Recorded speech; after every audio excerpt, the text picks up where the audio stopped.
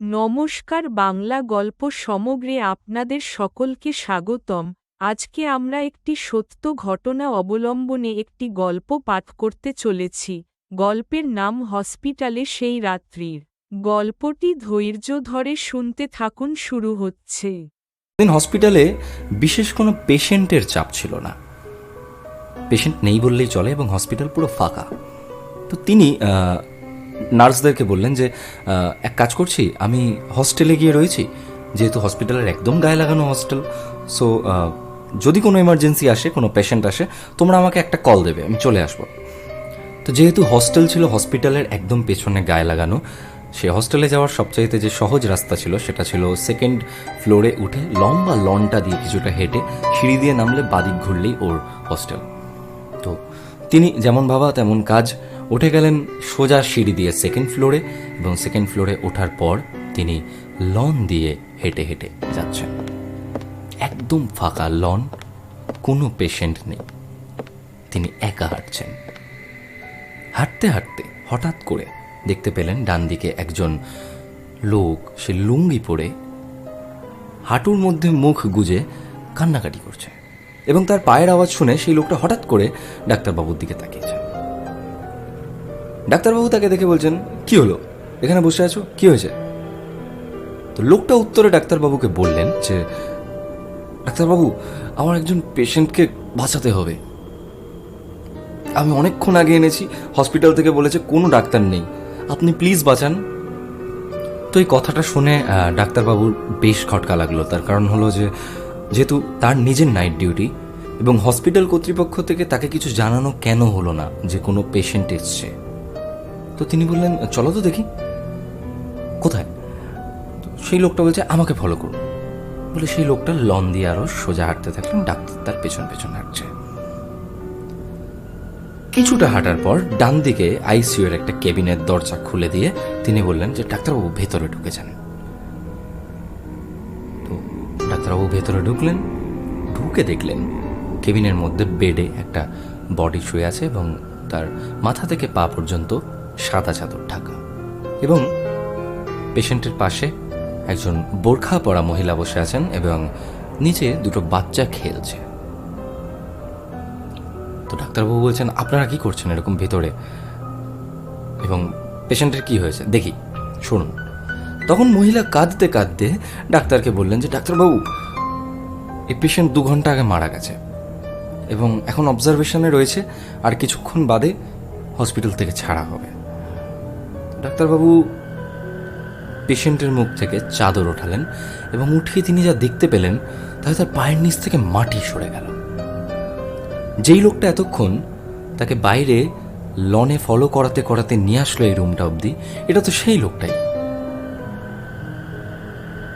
তিনি কিছুক্ষণের জন্য বাকরুদ্ধ হয়ে গেলেন, তিনি কিছু বলতে পারলেন না, এবং তিনি সেখানে কিচ্ছু না বলে ওই দরজা দিয়ে তৎক্ষণাৎ বেরিয়ে গিয়ে তিনি সোজা লন ধরে হাঁটতে থাকলেন।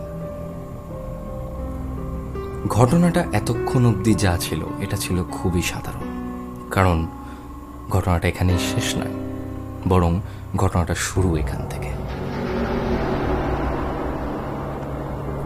সেই রাতে ডাক্তারের আর ঘুম আসলো না, তিনি কারোর সাথে কোনো কথা বললেন না। নিজের বাড়িতে গিয়ে অনেকক্ষণ চুপচাপ বসে রইলেন, সিগারেটের পর সিগারেট খেলেন। এটা তার সাথে কি হলো, এ কেমন ঘটনা? যাই হোক, দেখতে দেখতে আরো কয়েকটা দিন পেরিয়ে গেল, এবং ডাক্তার কিন্তু সেই ঘটনা তখন প্রায় ভুলে ভুলে গেছেন, এবং এই ঘটনাটাকে তিনি অত প্রাধান্য আর দেননি পরবর্তীকালে গিয়ে। কারণ তিনি জানেন হসপিটালে কাজ করার সময় এরকম ঘটনা হতেই পারে, কারণ ডাক্তারি পেশাতে ডাক্তাররা অনেক সময় এমন অনেক অলৌকিক জিনিসপত্র দেখেন যে জিনিসগুলো তারা হ্যাবিচুয়েটেড হয়ে যান সেইগুলোর সাথে, এবং তারা জানেন যে এগুলো হতেই পারে। সেকেন্ড যে ঘটনাটা হলো তার সাথে, সেই ঘটনাটা কিন্তু বেশ শকের। ওই ঘটনার প্রায় 15 দিন বাদে একদিন হসপিটালে প্রচন্ড ভিড়, এবং তার ডে শিফটে কাজ। আউটডোরে এত ভিড় যে যেই লনটা পার হতে মানে কয়েক মিনিট লাগে, সেই লনটা পার হতে সেদিন তাদের প্রায় 5 থেকে 10 মিনিট লেগে যাচ্ছিল, এত লোকের সমাগম। তো ডাক্তার সেই ভিড় ঠেলে ঠেলে ঠেলে ঠেলে সবাইকে সরিয়ে সরিয়ে হাঁটছে, হাঁটতে হাঁটতে হঠাৎ করে ভিড়ের মধ্যে থেকে একটা লোক তার সামনে এসে তাকে বলল, ডাক্তারবাবু, সেদিন যে বললাম আপনাকে হেল্প করতে, করলেন না তো, আজ একটু হেল্প করুন। তো ডাক্তার কথাটা শুনে হকচকিয়ে লোকটার মুখের দিকে যখন তাকালো, তখন সেখানে ফ্রিজ হয়ে গেছে। এটা তো সেই লোকটা যে সেদিন ওকে আইসিইউ পর্যন্ত নিয়ে গেল এবং রুমের ভেতর চাদর সরানোর পর তো এই লোকটারই মুখ দেখেছিল। ডাক্তারবাবু সেখান থেকে কিচ্ছু না বলে ভিড়ের মধ্যে কোনো রকমের লোকজনকে এদিক ওদিক সাইড করে তিনি দৌড়ে চলে গেলেন ক্যান্টিনে। অনেকক্ষণ চুপচাপ একা বসে তিনি বেশ কয়েক কাপ চা খেলেন এবং তিনি মনে মনে ভাবলেন যে কি হচ্ছে এগুলো আমার সাথে। তিনি ঠিক করলেন যে তিনি সেদিন আর হস্টেলে যাবেন না, কারণ হস্টেলে গিয়ে তিনি সেদিন আর একা থাকতে পারবেন না, কারণ তিনি বুঝতে পারছেন এবার ধীরে ধীরে তার মানসিক ভারসাম্য হারিয়ে যাচ্ছে। তিনি ভয় পেতে শুরু করেছেন। তো তিনি ঠিক করলেন বেশ কিছু দূরে তার বন্ধুদের একটা মেস আছে, সেই রাতটা তিনি বন্ধুদের মেসে গিয়েই থাকবেন এবং সেখানে তার যে অন্যান্য বন্ধুরা আছে তারাও ডাক্তার। তিনি হসপিটাল থেকে বেরিয়ে গেলেন, বেরিয়ে গিয়ে একটা রিক্সা ধরলেন এবং রিক্সায় উঠে আকাশ পাতাল ভাবতে ভাবতে তিনি মেসের দিকে যাচ্ছেন। এবং যেতে যেতে হঠাৎ করে রিক্সাওয়ালাকে দেখে তার মনে হলো যেন লোকটাকে খুব চেনা চেনা লাগছে।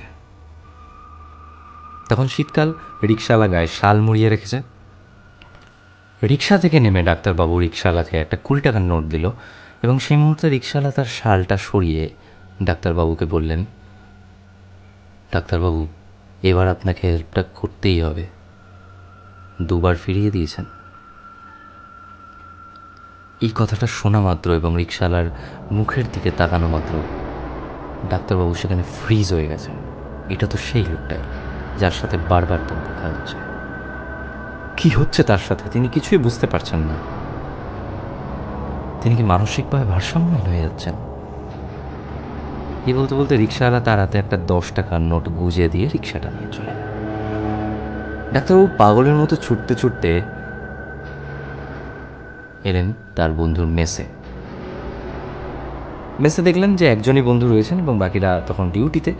তো তিনি এসে সঙ্গে সঙ্গে তার বন্ধুকে বললেন, 1 কাপ চা বানাতো কড়া করে।